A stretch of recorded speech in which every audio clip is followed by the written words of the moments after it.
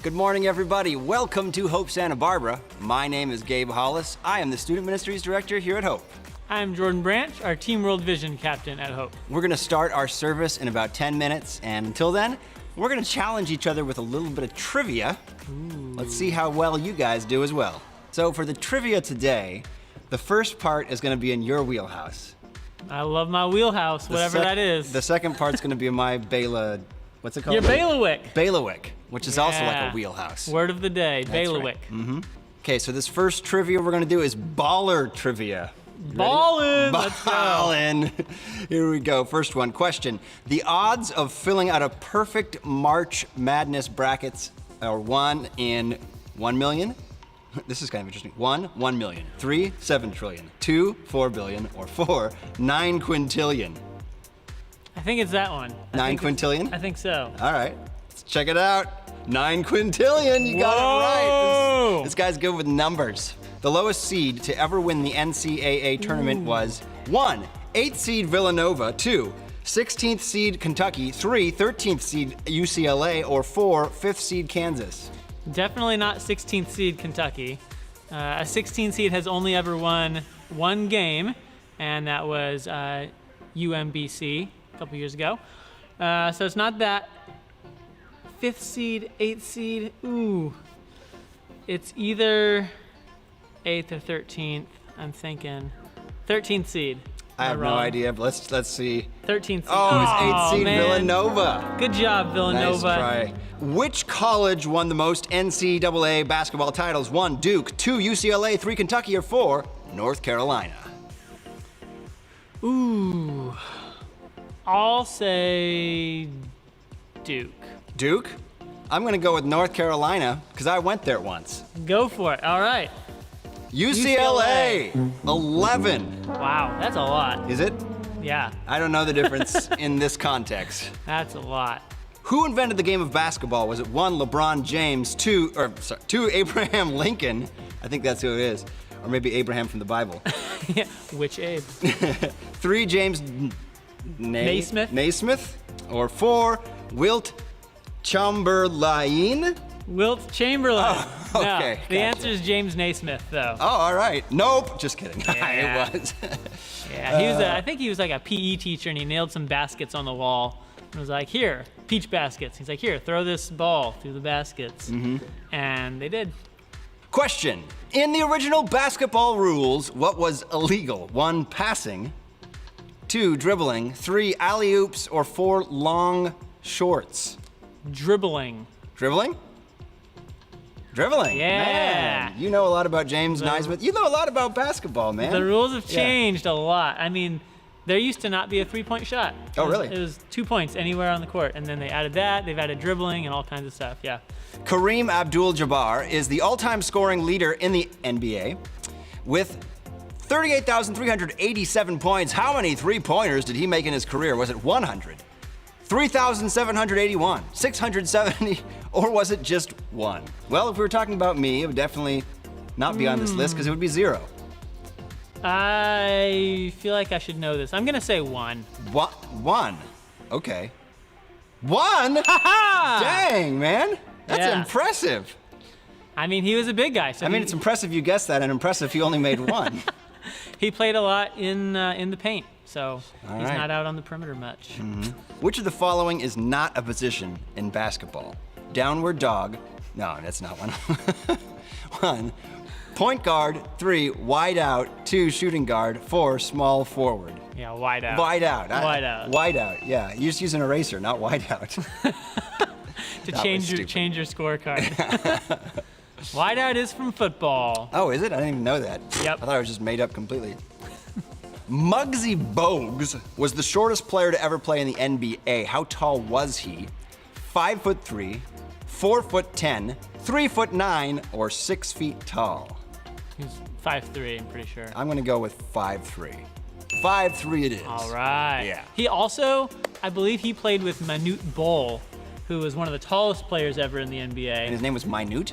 Manute. Oh, okay. Yeah, he was from some tribe in Africa. Wow. He was super tall, and he's really interesting. He ended up finishing his career with more blocks than points. So he's better at defense than offense, which is crazy. But there's a really cool picture of Manute standing with his arm on top of 3 basketballs. Oh. And at the bottom, Muggsy is holding the 3 basketballs. And it's just, he was that much taller. That's awesome. It's an incredible picture, but yeah, Muggsy That's cool. Bogues. So we did one in Jordan's wheelhouse, basketball. Now we're going to do one in my wheelhouse, which is McDonald's. So I'm really excited for this. Supersizing started as a merchandise tie-in with which movie franchise? Was it Lord of the Rings, Titanic, Mighty Ducks, or Jurassic Park? ooh, that's tough. I want to say Titanic because it was just so big, but Jurassic Park also involves big things. Both ships and dinosaurs Yes. are supersized.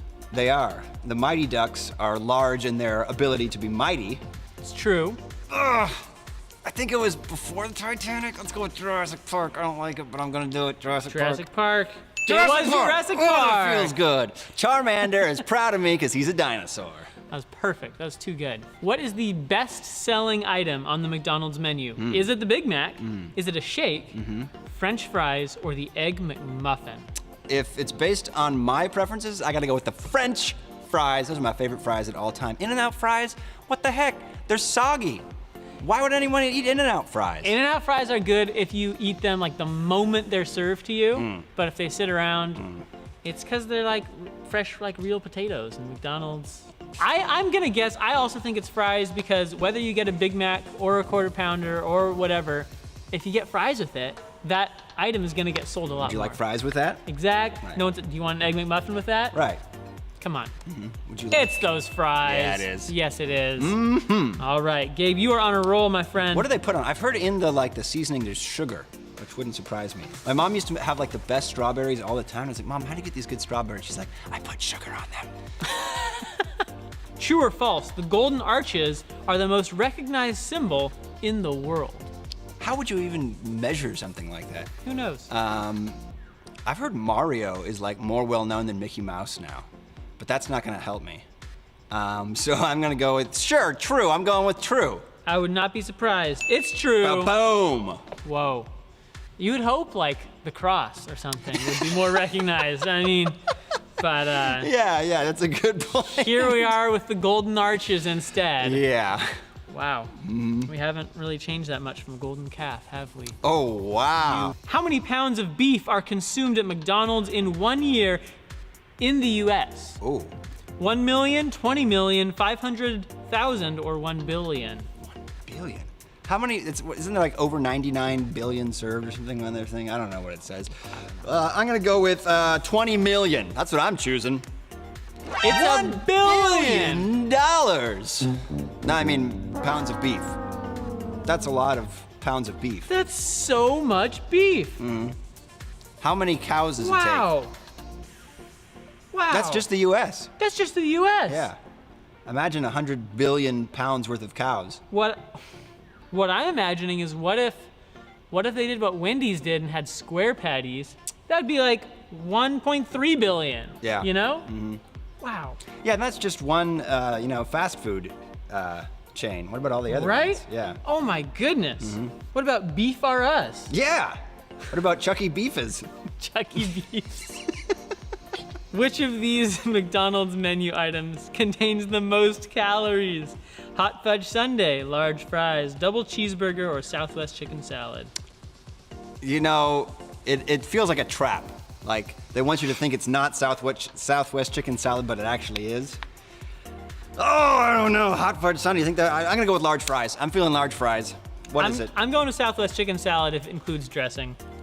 Oh, it is a Southwest chicken salad. Yeah. That dressing will get you, huh? Dressing gets you every time. I mean, Yeah. it's so deceptive. I mean, it can be a smart choice if you stick with the veggies, but then, Yeah. it's veggies and some protein, but then you add the dressing and it's a killer. And croutons and cheese.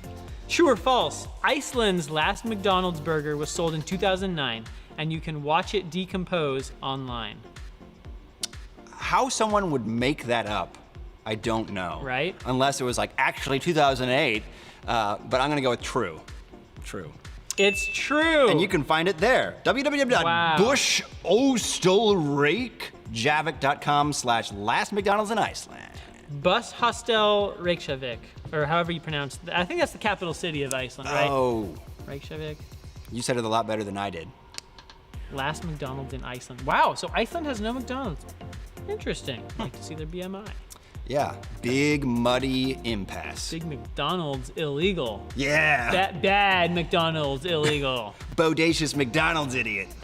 What if you like smuggled in a Big Mac and then sold it to someone on the street? Black Ooh. market Big Mac. Buying Take my that. Big Macs on the dark web. Well, thanks for having some good old-fashioned fun with us. Love it if you take a second to like this video or subscribe to us on YouTube or share this video on Facebook. Today's service, we're gonna have a few songs to start with. We'll hear about some opportunities at Hope. We'll have a message from a guest speaker. Then we'll close with one more song, and it'll all take about 50 minutes.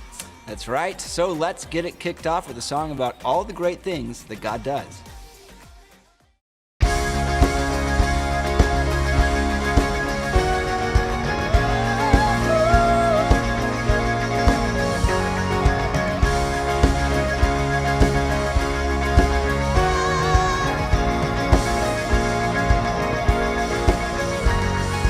Come let us worship our King. Come let us bow at His feet.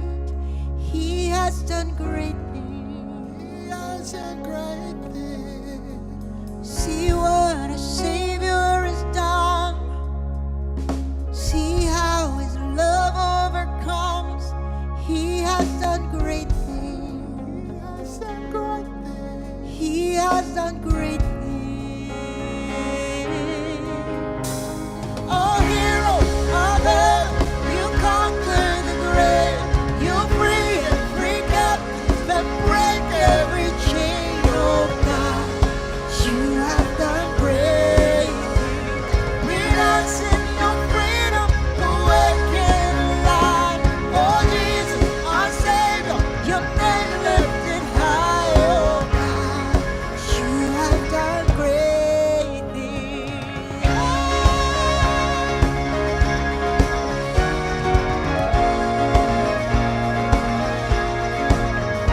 You've been faithful through every storm. You've been faithful forevermore. You have done great things. And I know you will do it again. 'Cause your promise is yes and amen. You will do great things. God, you do great things. Oh, hero of heaven, you conquer the grave. You free every captive and break every chain. Oh God, you have done great things. We dance in your freedom, awaken alive. Oh Jesus, our Savior, your name lifted high. Oh God, you have done great things.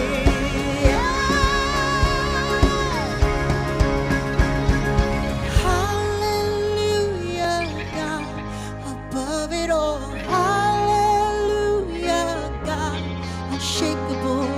Hallelujah, you have done great things. Ooh. Hallelujah, God, above it all. Hallelujah, God, unshakable. Hallelujah, you have done great things. You've done great things.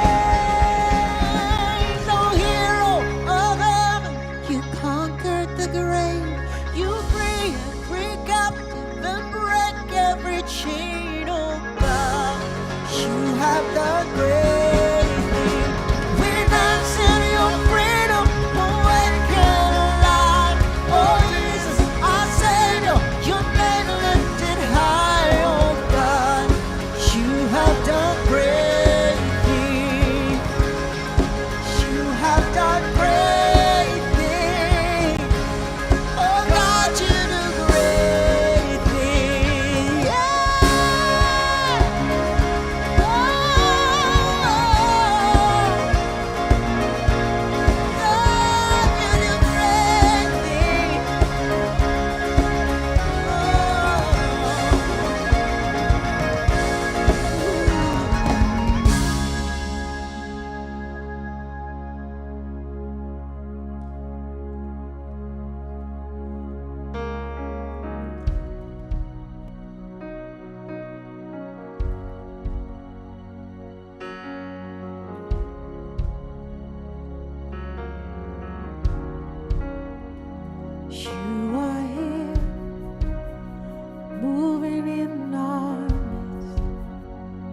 I worship you.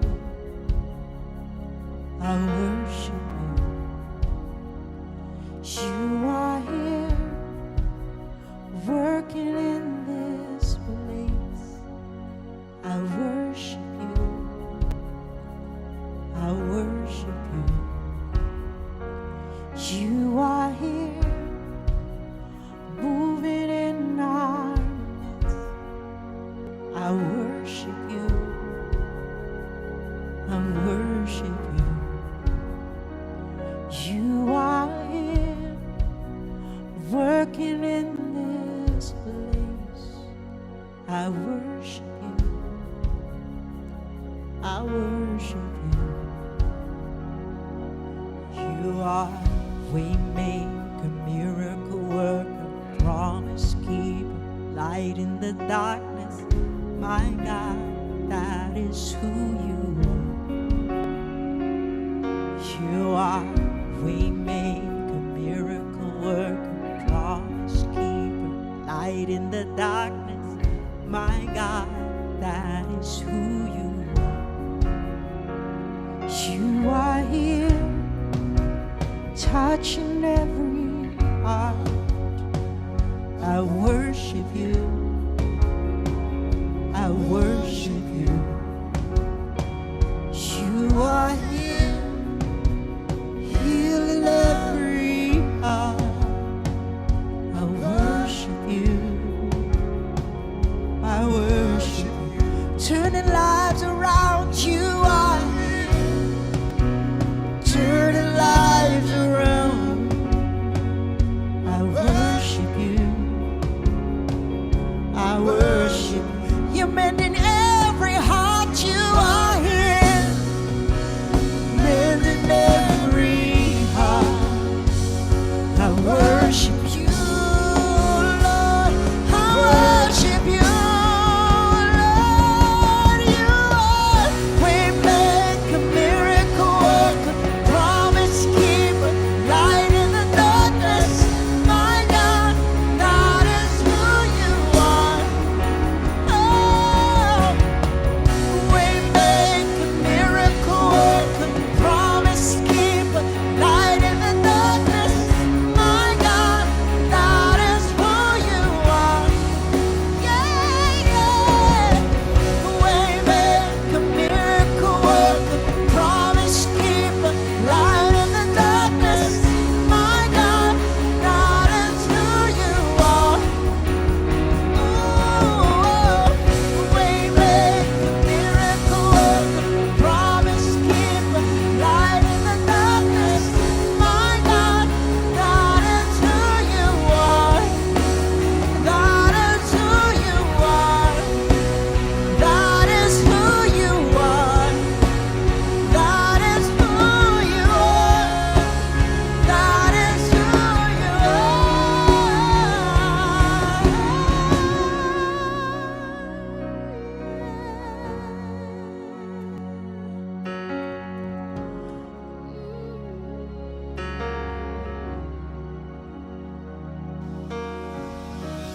Even when I don't see it, you're working. Even when I don't feel it, you're working. You never stop, you never stop working. You never stop, you never stop working. Even when I don't see it, you're working. Even when I don't feel it, you're working. You never stop, you never stop working. You never stop, you never stop working. Even when I don't see it, you're working. Even when I don't feel it, you're working. You never stop, you never stop working. You never stop, you never stop working. Even when I don't see it, you're working. Even when I don't feel it, you're working. You never stop, you never stop working. You never stop, you never stop. Waymaker,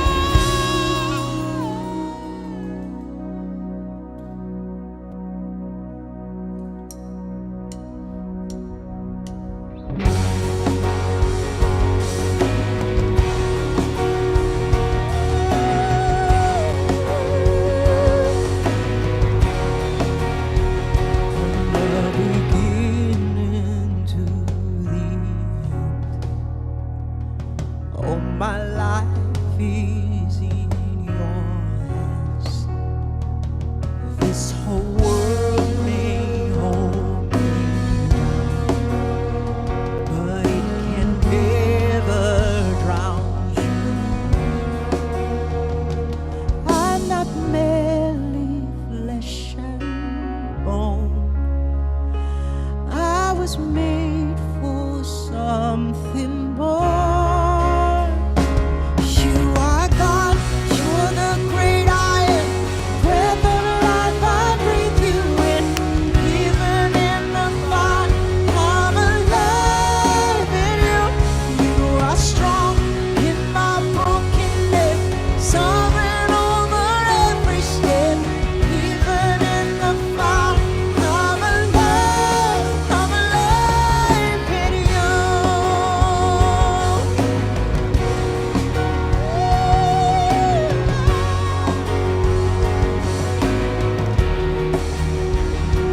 Through the dark, I hear your voice. Rising up, I will rejoice. For I was lost, but now I'm found. 'Cause even death can't hold you down.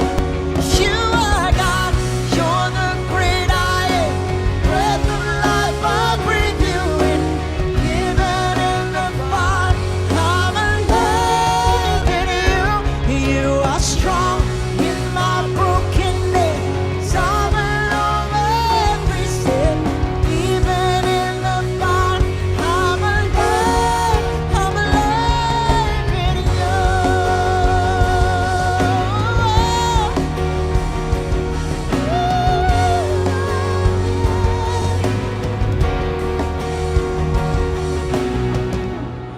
It's no longer I who live, Christ who lives within me, Christ who lives within me.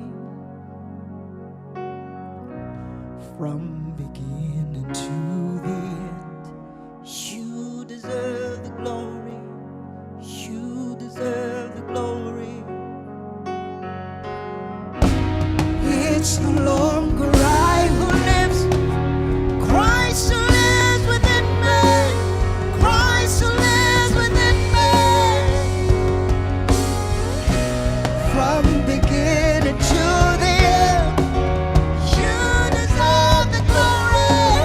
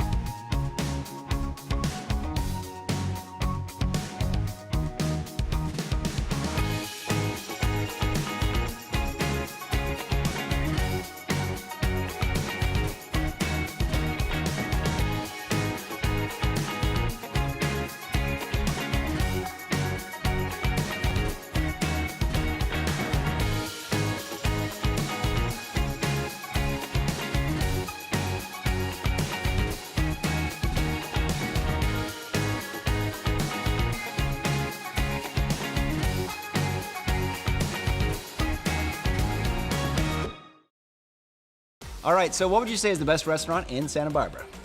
I actually really enjoy Eureka. Me too. First discovered it when I was in college in San Luis Obispo, and they just have good food, good atmosphere. I really like a good burger occasionally, so going with Eureka. I do love Eureka. The fig burger is my favorite. It sounds gross, but it's not. It is a treat. So when you've been good, treat yourself to a fig burger. And my favorite, now hear me out here, don't judge me, is McDonald's. I know you can. I know you can. Okay, so what's the criteria? Because everyone has different criteria for what makes it your favorite. Right. Well, it's not even what the question was. The question is, what's the best? Oh, Let me tell you yeah. why. Okay, but maybe favorite's a better way of saying this. Clearly, it is very unhealthy. And there's sugar on the fries. And as we talked about earlier, if you were here for that. But it's my happy place.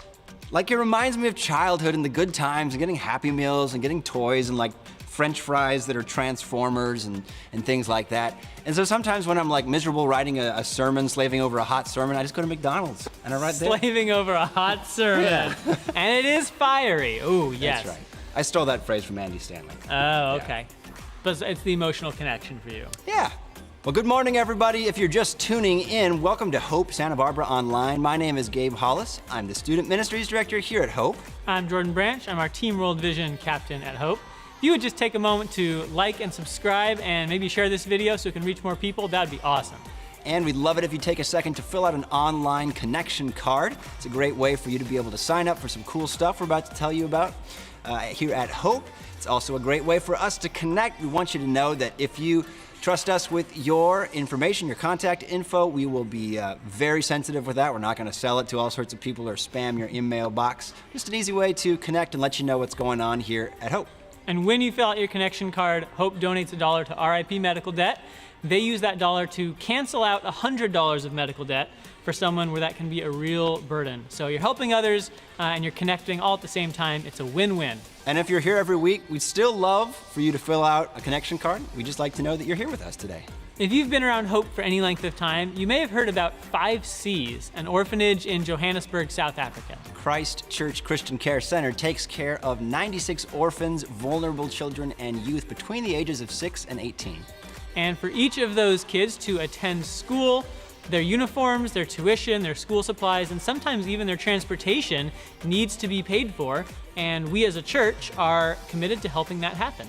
And there's so many incredible charities out there, it's hard to know which one to support. But what's great about this is every couple years we send a team over there to help out there, and we're able to see what the resources you guys provide is able to do for them and the difference that it makes, and it really does make a big difference. We at Hope have a goal of raising $10,000 for 5Cs, and I know that finances might be tight right now, but I would ask that you would pray about it, and if God puts it on your heart to make a donation, that would be amazing. That could help provide an education, which is an invaluable asset for these kids in their lives. Especially at a time right now when so many organizations have been impacted financially. This is a great way we can care for our neighbors.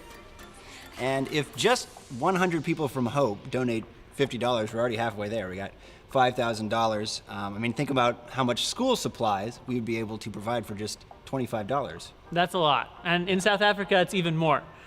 So be sure to check out the link to the GoFundMe page. It'll be in the comments for the video, and it'll also be on our Facebook page and our church website, hopesb.com. And so far, you guys have already raised, in the last week, $2,420. Whoa. So keep up the good work. We're about a quarter of the way there. That's right.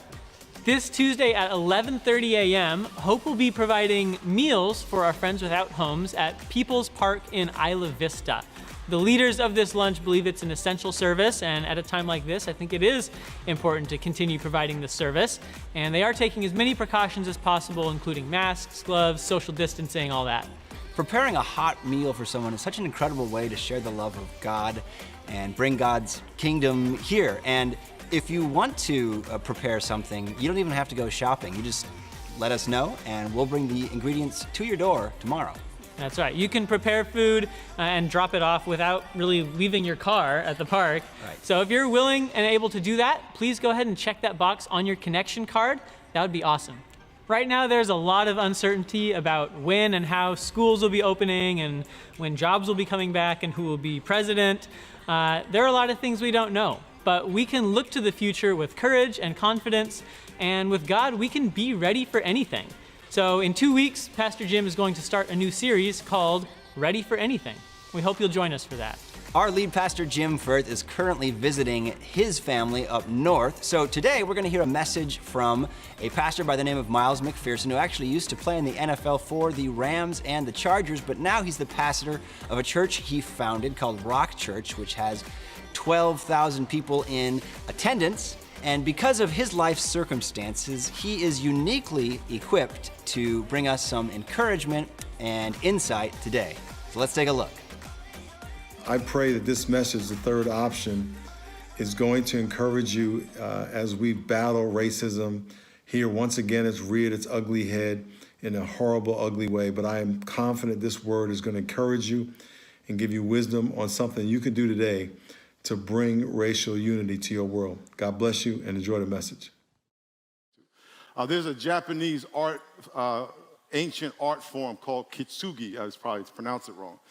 And in kintsugi, they take pottery that was broken and they bring it back together. They reassemble the pottery with gold. And they take all the pieces and put the pottery back together. And the belief is that the pottery that was repaired is more valuable than the original. Satan has done an amazing job at splitting us apart. And by the way, Satan's the enemy, not the white man, not the black man, not the poor, not the immigrant. Satan's the enemy. Can I get amen? And Satan has done a great job of dividing us through different kinds of racism, personally mediated racism, one to another. White, black, Hispanic, Asian. It's not a white, black thing only. It's all of us, all around the world, globally as well. Internalized racism, where people start to internalize the message that they have been told. There are people who have been told that they're less than and now believe it, and they hate themselves and their own culture. Internalized racism, you might not have heard of that. And then there's institutional racism. There's systems designed to keep people in place. The devil has done an amazing job of splitting us apart. But God, Jesus has this thing about bringing broken pieces together. Can I get amen? He has this thing about making things that were ugly, beautiful, broken, fixed. And he can't do it and won't do it except through us. We are his vehicle. It has to be us, but we have to do something different. We have to move past the optics of diversity. You can have lots of colors and nationalities in your church and in your house, but they're not in your heart. They could be in your room, but they're not. You don't have a ministry. You can have a diverse crowd, but not a diverse ministry. So we want to move past churches ministering to neighborhoods where they feel comfortable and all the neighborhoods that God has given them. Don't drive around. I had a prayer meeting in San Diego years ago, and I intentionally put it in the black community, and I had pastors driving there, and they said, we've never been to this part of the town. I said, so you're telling me you fly to Africa to minister to poor black people, but you won't go 10 minutes right down the street? Amen? We have to get past where God says, I'm going to call you to go wherever. And by the way, if you're a black church in the black community, are you going to the Hispanic community right down the street? If you're a Hispanic, are you going to the black church? It's all of us. Can I get amen? It's all of us. So we got to move past it. Let me give you some context of who I am and where I get this from. I have 2 black grandfathers from Jamaica. All my grandparents from Jamaica. I'm not going to do this, though. I got 40 jobs, brother, 40 jobs. And I got both my grandmothers, all my grandparents grew up in Jamaica. One grandmother was half Chinese, half black. The other grandmother was white. Her parents sent her from Jamaica, West Indies. They didn't want her to marry a black Jamaican, so they sent her to Jamaica, New York, where she met a black Jamaican. I grew up in a black neighborhood, went to school in a white neighborhood. Because of this tan color, I was too dark for the white people, so I got called all those names. I was too light for the black people, so I got called all those names. So that's why I'm learning Spanish. And I am learning Spanish. I'm going to preach my first Spanish sermon 6th of May. My church is also as diverse as San Diego. My church is also diverse as San Diego. We are leaning into this. 2 years ago, there was a shooting in San Diego. Immigrant from Uganda was shot by a police officer. It was filmed. It was put on TV. For a week, our city did this. And for a week, the devil said, you have to pick one of each side. You have to be against the police or for the black community, against the black community. The devil gave you 2 options. In every race conversation, the devil's only going to give you 2 options. And in those 2 options, he's going to say, you're going to be on one side against the other, fighting the other, and you have to pick. There's a third option. And that's what the book is about. It's the third option. In Joshua, and I'll read this real quick, in Joshua chapter 5, Joshua's leading the Jews into the promised land. It says in verse 13, it came to pass when Joshua was by Jericho that he lifted his eyes up and looked, and behold, a man stood opposite him with a sword. And Joshua said to him, are you for us or our adversaries? Angel, you have to pick a side. Are you on our side or their side? Angel said, homie, don't do that. I don't pick sides. I am the side. So he said, are you for us and them? He said, no. He said, no, I ain't asked you that. Are you for us? And he said, no. He said, if you bow down, I'm not going to read the whole thing. You bow down and worship. The only way you're going to get into the promised land, if you honor and worship the presence of God in your midst. This is not about you. It's not about you. It's not about you. It's about God. Can I get amen? And so I want to talk to you about that, because the third option is that we look at every single one of us. And by the way, saved or not saved people. People you don't like, people you have nothing in common with, every single person. What do we have 100% in common? By the way, we're all 99.5% genetically the same. I'm not even talking about that. White, black, Asian, rich, poor, you're 99.9% genetically exactly the same, but you are 100% the same, and that God has given the same image to every single one of us. Amen. And the image of God has the responsibility to acknowledge itself in other people. Image of God has the ability to acknowledge itself in other people. The image of God has the ability to walk with God, love with God, like God, forgive like God, encourage like God, speak like God. We do God a disservice when we are racist or when we look down on people, because we are looking at the image of God in someone else saying, your image is inferior to my image, when that's not biblical at all. That every single image is the same value, because God can't look down on himself. He's the same yesterday, today, tomorrow, and he's the same there, and every single one of us.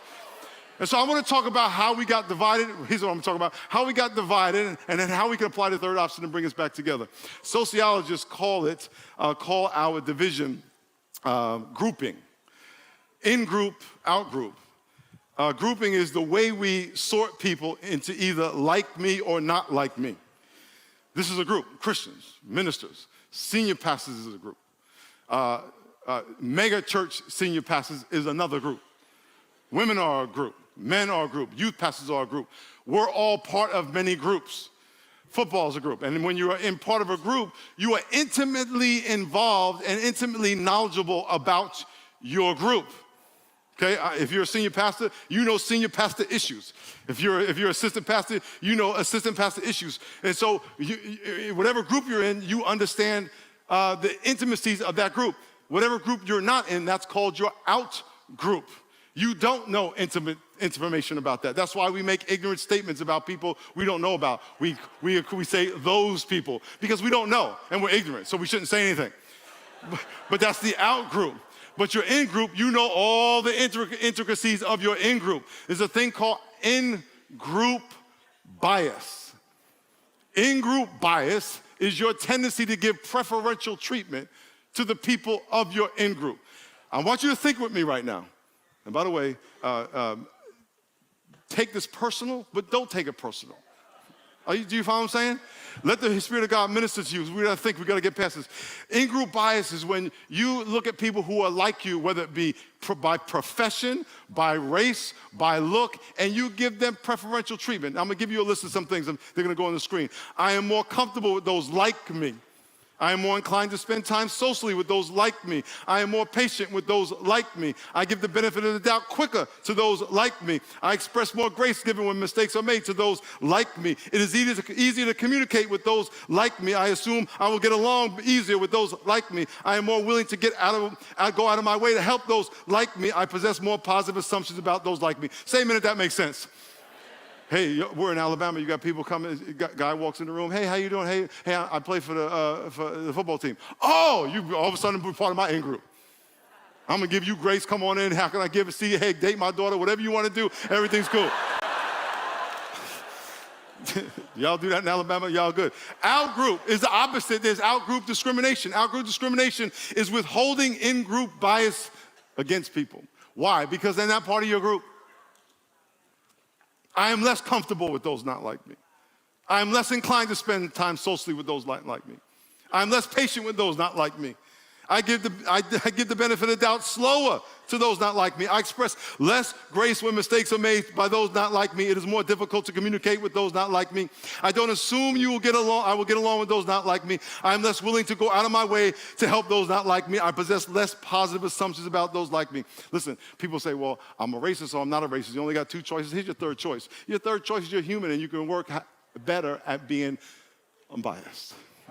That you can say, you know what, maybe I do give a little preferential treatment to people who look like me better than people who don't because I feel more comfortable with them. That's fine. You may not have a white sheet or whatever form of racism whatever your people are, express, all of us.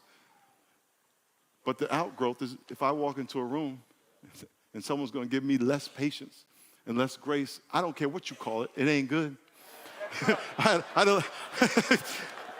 had a lady come up to me, she said, and this story is in the book. I had a lady come to me, she said, why can't you just get over it? I said, here's what I want you to do. And I created this thing called the Walk in My Shoes field trip. I said, this is a white lady, I said, she's a dear friend, I love her to death. She speaks, God speaks to her through me, okay? You can not know these things and be a very nice person. But then you need to learn. I said, why don't you go to a place where you are the only white person? Just for 10 minutes. Just try it. She's like, well. She did it. And I had all these questions I want you to ask. I said, I want you to tell me how you felt when I asked you, how you felt when you were driving there, how you felt when you were there, how did people treat you, did what you fear happen, did it happen, da-da-da. And I wrote all this stuff down. And I asked 6 people, by the way, and 2 of them said no. And one guy went on 10 minutes why he wouldn't go, and actually had him write a paragraph to put in the book to tell why he didn't want. He said, you know, if I went to a black church, I would feel uncomfortable, like I had to leave right away. That breaks my heart. That breaks my heart. And when people say, can't you get over it? I'm like, you have been living amidst your in-group. You flow in your in-group all day and night. You are getting preferential treatment over the out-group all day and night. So you don't understand what it means to have that not like me every day. I want you to flip the script in this room. Most of the people in this room are white. I want you to flip it. I want you to make believe that all the people who are in this room that are white are not white. And then all the people who are not white are white. Do y'all follow what I'm saying? And I wonder how many of you white people would come here. I wonder if you would have registered to come. Said, that's not my crowd. Why? We're here. We're walking in the midst of out-group. Are y'all follow what I'm saying? That you have to in your mind think, how does that make me feel? Why does it make me feel that way? Because that's where God can work. Does that make you a racist? Absolutely not necessarily. It just means, hey, that's something I can learn. You can go today and go someplace and say, listen, and don't go automatically to, I got to go to danger zone.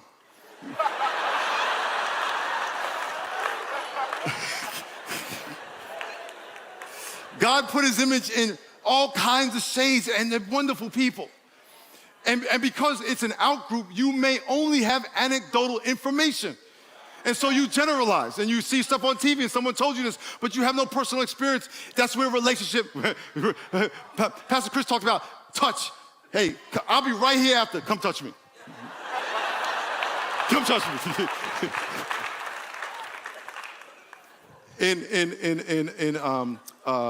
Stephen Jones, Dr. Stephen Jones in San Diego, wrote this article called The Right Hand of Privilege.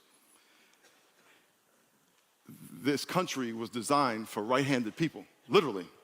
Most people are right-handed. I'm left-handed. So because I'm left-handed, I gotta go to, you know what I'm saying? Who's left-handed, amen? Amen. Okay, so you can't just go get golf clubs at any place. You gotta go to the extra store. You can't get a mint. When you're at school, it's right-handed desk. And you're like this. Are you following me? So you gotta go through extra steps. I want you to imagine if your in-group, just because, made a right-handed culture. But you're left-handed. So you have to live in a right-handed culture. It's not the same. And so you're walking in the right-handed culture, and because you're right-handed, everything, what's the problem? All the right-handed people go, I don't see the problem, I don't see the problem. Everything fits, I can buy everything. I don't know why. What are you talking about? What are you worried about? And then someone comes left-handed and says, I can't use that desk, I can't use that glove, I can't use those gloves, I can't find a store, I gotta go on Amazon and order, it's too far. 4 things I wanna give you. Just to respect time, 4 things. 4 things I want you to do. Please put these down, write these down. Rename everybody you see as your brother and your sister. Why? Listen, look what it says in Matthew chapter, the guy hit me with this. Matthew chapter 22:37. You shall love your Lord the God with all your heart and all your soul and all your mind. This is the first and great commandment. And the second is like it. You shall love your neighbor as yourself. Everyone say neighbor. 1 John 4:20, if someone says I love God and hates his brother, say brother, say sister. If you say you're a liar, for he does not, how does he not love his brother, sister? Say brother, sister. Whom he has seen, but how can he love God who he has not seen? Now, the Bible says clearly you have to love your neighbor, your brother as yourself. Can I get amen? Number 1 commandment, if you can't do that, everything else is nullified. But what if they're not your brother? What if you rename them? Oh, they're not like you. They're not like you. They're down here. When I used to watch cowboys and Indian movies, they always called the Indians savages.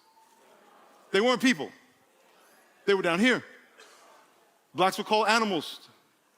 Down here, I mean, when they had the thing in Charlottesville, they were saying that down here. So if you call someone an N-word or a white privilege, or an illegal, or an Arab, or whatever you call people, as soon as you do that, you give yourself permission not to love them. Oh, that's right. Because you just changed the identification. So therefore, I need to be your brother.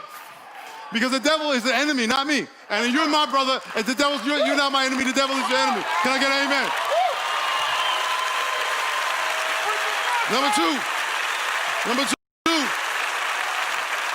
Number two, give in-group love to your out-group. Next time you're around people who don't look like you, and by the way, this applies to all kinds of stuff. It's just the Bible. Next time, all kinds.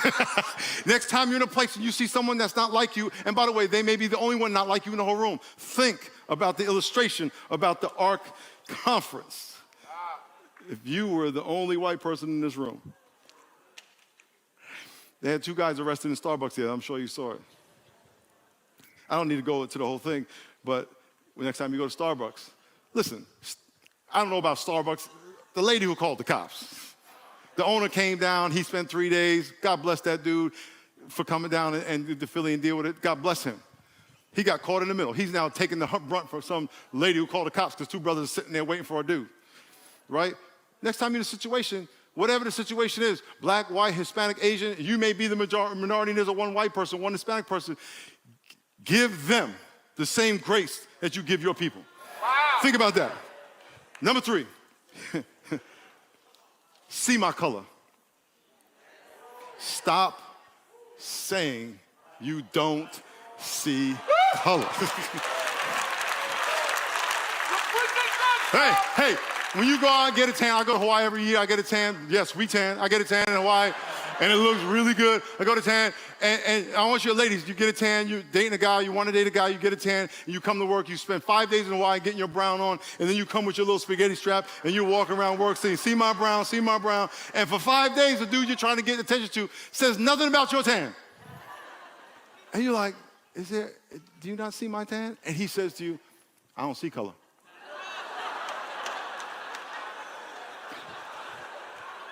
That ain't happening. When you get a tan in Hawaii, it's beautiful. When you get a tan in the womb, it's criminalized.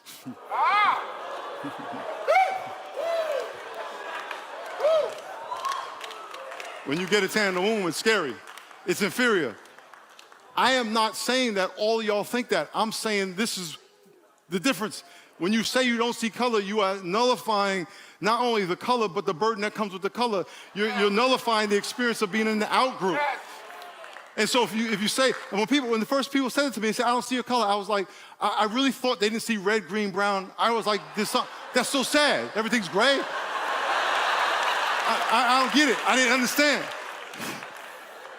And they were like, no, I don't see your color. And I was like, well, how do you know even to say that to me if you don't see it? So I'm confused. So then I said, well, what color am I? I mean, did you make me like you? I want to be like me. And I want you to be like you. I was watching Sanford and Son. Sanford and Son. Y'all know Sanford and Son? Oh my goodness. How many of y'all don't know Sanford and Son? You're probably young. You don't know Sanford. Okay, Sanford and Son, I want you. I don't know how you could be over 30 years old and not know who Fred G. Sanford is. Fred G. Sanford. I just want you to. Okay. So Red Fox was a comedian, African-American comedian, and he was raunchy, and he was just hilarious, but he had a show that was on TV, so it was relatively clean, and he was a junk man in South Central Los Angeles, and there were two cops that always came to the house. One cop was black, one cop was white, and the black cop had to always interpret to the white cop what Fred was saying. It's hilarious. It's great. It's hilarious. And the white cop was very formal, and he would talk straight, and he would say, so someone robbed Fred G. Sanford's house. And he said, Fred, Mr. Sanford, was the perpetrator colored? And he goes, yeah, he was colored white.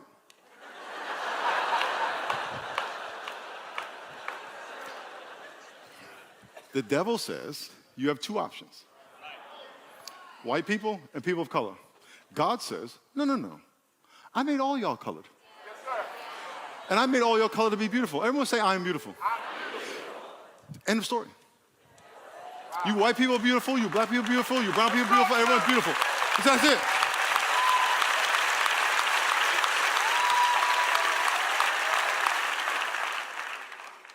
Fourthly, give me your heart. And that when I say me, let's give each other our heart. Rod Carew was a Panamanian baseball player. He's older, so a lot of y'all might not know him, but he was Panamanian. If you saw him on the street, you think he was black, so he was black Panamanian.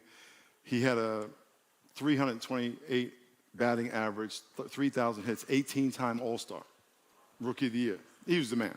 And I grew up on Rod Carew. When he was 71, he had a heart attack, and he needed a heart and a kidney. At the time, there was a 27-year-old white tight end, NFL, played at Stanford, named Conrad. And Conrad went into a coma. And Conrad, in the coma, his mother put her head on his chest, says, baby, you're going to get up one day, I'm going to hear your heart again. Well, Conrad died. And right before Conrad died, he gave his body, his organs to be donated. And Rod Carew got his heart. So Rod Carew calls Conrad's mother. Conrad's mother calls Rod Carew. You have my son's heart. Rod Carew says, do you want to come listen to your son's heart? He goes over the house, and she puts her chest on Rod Carew's chest. Here's her son's heart again. When Conrad was 11 years old, he met Rod Carew. And he came home and said, Mom, I'm going to be a professional athlete because I met my hero. How is it that a white man's heart can be in a Panamanian black man if we're so different? That's Now, good. I'm going to end with this story. Let me end with this story. There was a guy who was hunting in the woods, and he saw this monster coming at him. And the monster was 100 yards away, and he was trying to get a good shot. And it kept getting closer and closer. It was behind a tree. It was behind a rock. It was behind a tree. It was behind a rock. And he said, this thing's going to kill me. I got to shoot it. And next thing you know, the monster was right here. And then he realized it wasn't a monster. It was his brother. There's no monsters in here. There's people who do bad things. And by the way, they look all kinds of shades. Okay? But we're not monsters. And when I say we, God made us in his image so we can honor him, glorify him, love like him, encourage like him, speak life like him into himself and other people. And if we can understand and realize and see each other as his brothers and sisters and that we are all one family, then God can bring this broken, fractured nation back together. Lord Jesus, thank you so much for your faithfulness. Thank you for your goodness. We honor you and praise you in Jesus' name. Amen. Thank you very much. Well, that was awesome. I'm glad we could hear that kind of perspective and encouragement. Yeah, for sure. We miss seeing everybody here on Sunday mornings at La Cumbre Junior High. So we've been doing something called Faces of Hope, where people from Hope shout out to other people from Hope. Let's take a look who's shouting out this week. Hi, this is Christina. Liliana, me, Isaiah, and Brandon. We just want to make a couple shout outs. First, I want to make a shout out to Kathy Franco, missing you every Sunday and sitting with you at church. And also Juan, miss you with movers in the morning and miss your good cooking in the afternoon. Hi everybody, this is Melanie, and I wanted to give a shout out to Kat and to Caroline and to Julia. I miss you guys. Hope to see you sometime soon. And I'd like to make a shout out, please, to Crystal and Elizabeth. We really miss you guys and miss your positive vibes and your smiles. And we miss everybody at the Child Care Center, Hope for Kids Center. And we also really miss the hospitality crew and everybody at Hope. Thanks for that. It's great to hear from all y'all. Yes, it is. Now would be a great time to fill out your connection card if you haven't already done that. And one thing you can do to help the message of Jesus Christ and his love for so many reach many more people is one, just to like this video and share it, but also you can give online at hopesb.com/give, hopesb.com/give. It's really easy, it's really fast. It's where I give my giving. And you can also mail donations to 4141 State Street, E14, Santa Barbara, California, 93110. All right. We're going to have one final song here, and then afterward, you'll hear about how you can Zoom with some people from Hope.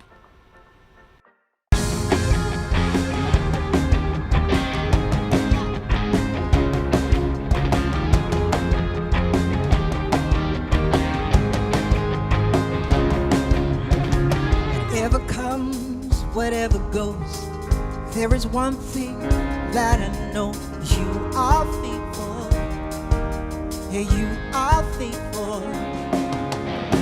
So I speak out your word. It has the power to change my world. You're my breakthrough. Yeah, you're my breakthrough. I will trust you. I will trust you. 'Cause you are never-ending river, flowing full of power, washing over me. Oh, I will run into the water.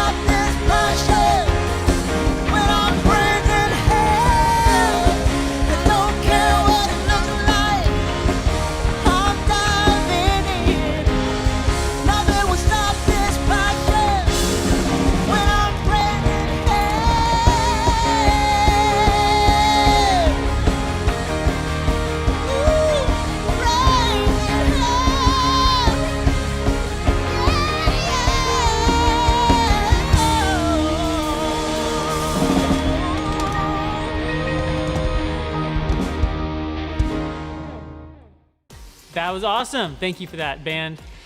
We miss getting to hang out with all y'all, so what we're doing right now is something called Zoom into Hope, where you can hang out with some other people from Hope, and Jordan and I, on Zoom.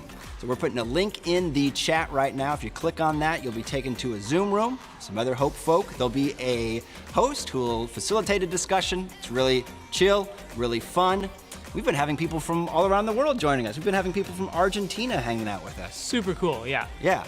What's up, Luciana and co and family? So yeah, click on that. Come hang out with us and hang out for a couple minutes. Hang out for a while longer. It's up to you. There's no pressure. See you all next week. Later.